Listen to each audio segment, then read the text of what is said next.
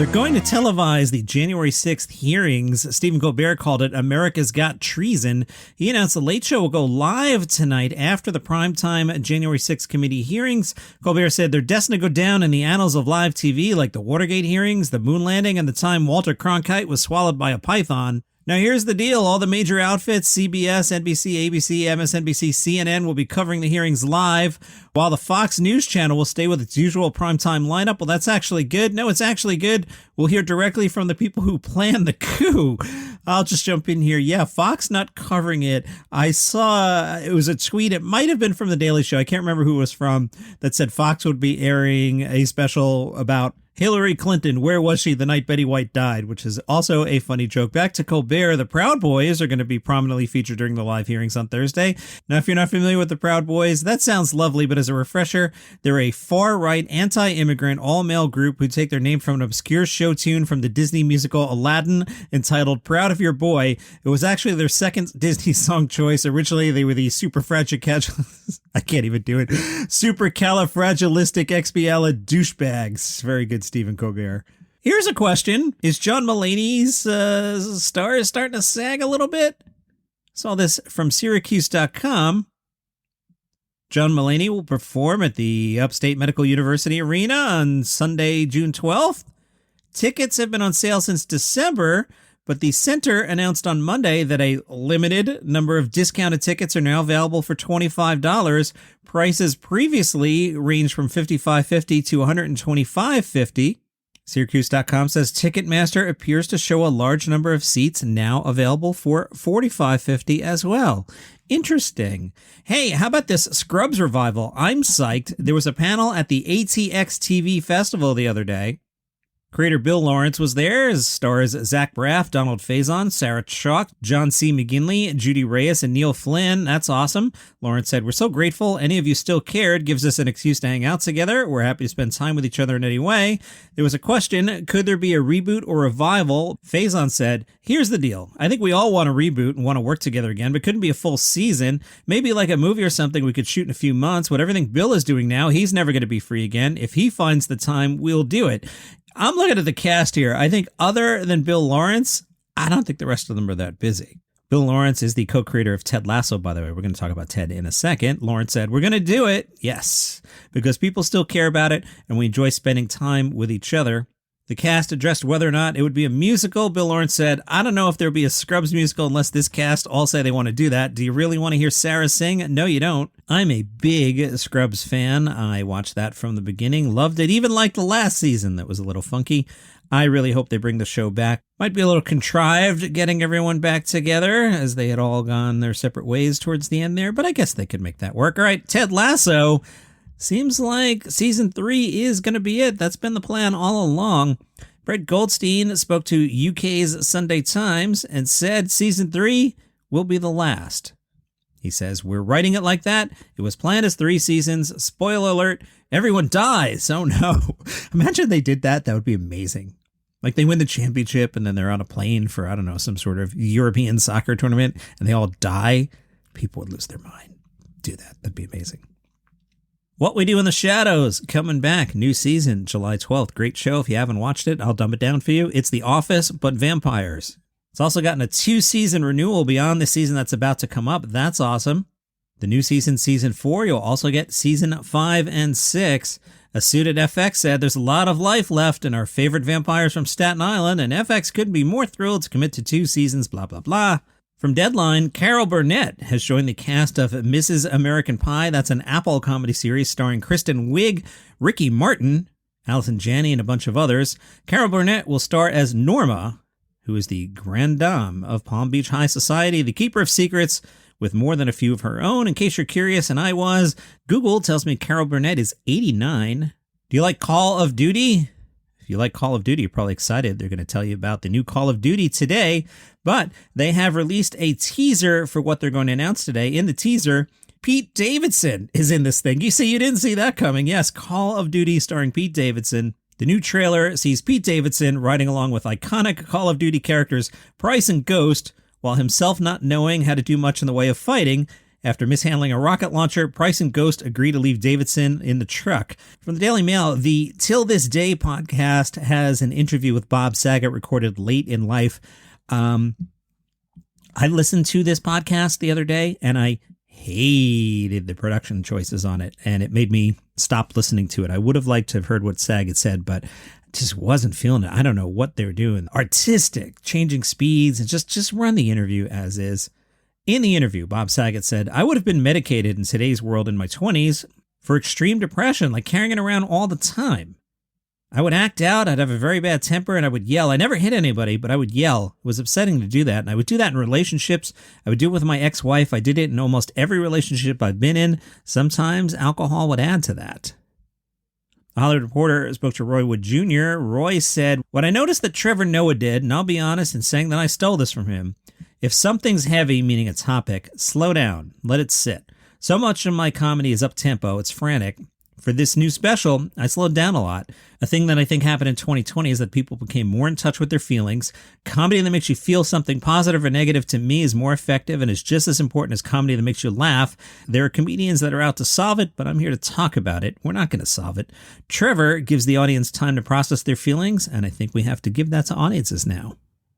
I may have mentioned on this podcast that I am training for the New York City Marathon. I ran the marathon back in 2013, and I got a bid for this year, and I'm starting to ramp up my running and hoping that my knee holds up. Now, today, I wanted to do some cross-training because my legs were feeling a little tired, and I did Fight Camp. Fight Camp is awesome. So I got this box. It came with 2 gloves and some wraps and these like trainer tracking devices that you put in the wraps, and then you open up the app, and a fighting trainer shows you what to do. So this morning I did 20 minutes of I don't know how to box, teach me. And I had so much fun. And at the end of 20 minutes, yeah, I was sweaty. Felt like some exercise. I was totally looking to do more, but not having done the set of exercise yet, I didn't want to get carried away. You know, sometimes you're like, I feel great. And then the next day you can't even lift your arms. So I'm like, let me just do the 20 minutes and see how this goes. But it's called Fight Camp.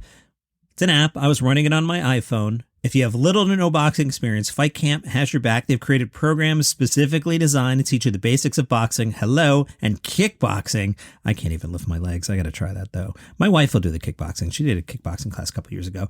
Basics of boxing and kickboxing, so you can build a strong foundation. There are quick workouts, maximizing efficiency with high-intensity interval training. You can get a killer workout in as little as 20 minutes. That's what I did. Thousands of classes, new workouts added every week. You'll always find something new.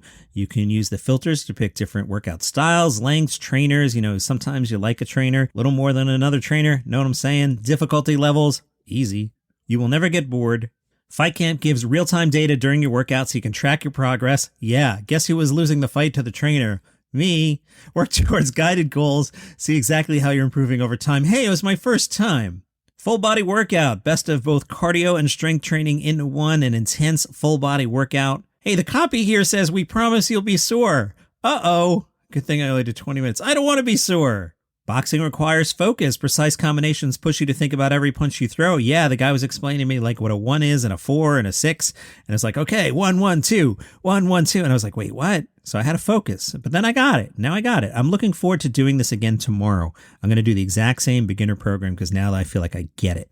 Fight Camp comes with all gear you need to start boxing from home, including a freestanding punching bag, boxing gloves, quick hand wraps, and smart punch trackers. It takes up less space than you think. If you have enough room to do a push-up, you have enough room for Fight Camp. You can even get the whole family involved. Yeah, there's separate logins so your wife doesn't mess up your stats like she does on, other things that you might use in the basement. Just saying. All right, Fight Camp. You're going to do it, right? Can we go to joinfightcamp.com? Promo code DCN, right? Promo code DCN. Be sure to use promo code DCN. Support Daily Comedy News and get free shipping. Fight Camp. Joinfightcamp.com. Promo code DCN. Do it. Today on Netflix, Standout, an LGBTQ plus celebration, the largest ever gathering of LGBTQ plus comics. Vulture asked a few comedians, what do you wish more people understood about planning and producing a comedy special? Aparna Nancherla said, if you're not shooting and producing it yourself, you have less say-so as to the creative choices than people might think you do. Doug Benson said, stand-up comedy on TV can only be so good. It's a performance style that's best experienced in person. Every special you watch on TV, the people who were at the taping had more fun or were more engaged than your butt at home on the sofa. Well-spoken Doug Benson. Natalie Palamides had one of the best specials. I guess that was 2020, right? That was fantastic. Natalie said, a lot of comedians shoot 2 shows back to back, and the turnaround for my messy ass shows should be their own special. I'll be re-gluing hair to my chest real fast or getting eggshell out of my butt real fast while a group of solid friends are blow drying my costume. During my turnaround for my Amazon UK special, we put blow dryers in my shoes, and they shrunk so badly my feet could barely fit and the soles of the shoes were peeling off. The heel of my shoe fell off mid-performance, and as a result, I fell on my butt. It was great. And from the BBC, John Petrie, director of comedy, has laid out his plans for the future of BBC comedy. He was speaking at the BBC Comedy Festival, and the head of the BBC was covered by the BBC, so this might be a little insider, you know what I'm saying? But according to the BBC boss at the BBC Comedy Festival, the BBC will invest an extra £10 million in a high-impact comedy program over the next 2 years. BBC Comedy will double the number of half-hour pilots made. Mackenzie Crook and Toby Jones will return for a Detectorists special. Jack Whitehall is bringing back Bad Education with a 10-year anniversary special, followed by a new 6-part series. Okay. Comedians Jack Carroll and Tom Gregory bring a new short-form comedy called Mobility. And the hit series Jerk, The Cleaner, and Guilt have all been recommissioned. John Petrie, director of BBC Comedy, says, BBC Comedy's doing phenomenally well. Under my leadership, of course it is. He didn't say that part. Last year, iPlayer had 538 million requests for comedy shows. The BBC is by far the biggest fish in the pond when it comes to comedy. All right. And from mag.com, let's meet K.C. Mack. He's a Lake Highlands junior high teacher and stand-up comedian. He's one of 6 teacher comedians on the Bored Teachers Comedy Tour. I love it. He's a special education instructor at the Lake Highlands Junior High and says no matter how famous he becomes, he'll never leave the classroom. Oh, we'll see, Mr. NBC sitcom someday. After all, that's where he finds his best material, in the classroom. Hey, K.C. Mack, what comedians inspired you when you were growing up? He said, I love Jamie Foxx, Bernie Mac, and Martin Lawrence, and Richard Pryor, and other greats. Hey, K.C. Mack, you have a catchphrase that you say in most of the videos, right? And he said, yeah. So here's the thing. I use a lot of satire, and I say, I hate it here. I sometimes have to explain myself. I don't mean I hate it at the school or this profession. It's a turn of phrase that refers to this headspace I'm in, the reflexive response to a momentary frustration. I'm in the drive-thru and get the wrong order, so I hate it here. My fries are too salty. Hate it here. It's a reaction to this speck of time, and it's a joke. All right, tell us about this tour, dude. Bored Teachers is a platform for content creators who are also educators. They'll be in Dallas June 17th. Then they're going international. They're going to Australia and Canada. I love this because it gives me an opportunity to take it from the classroom to the stage. He is K.C. Mack. And that is your comedy news for today. Follow this show for free on Apple Podcasts, Spotify, wherever you get your shows. See you tomorrow.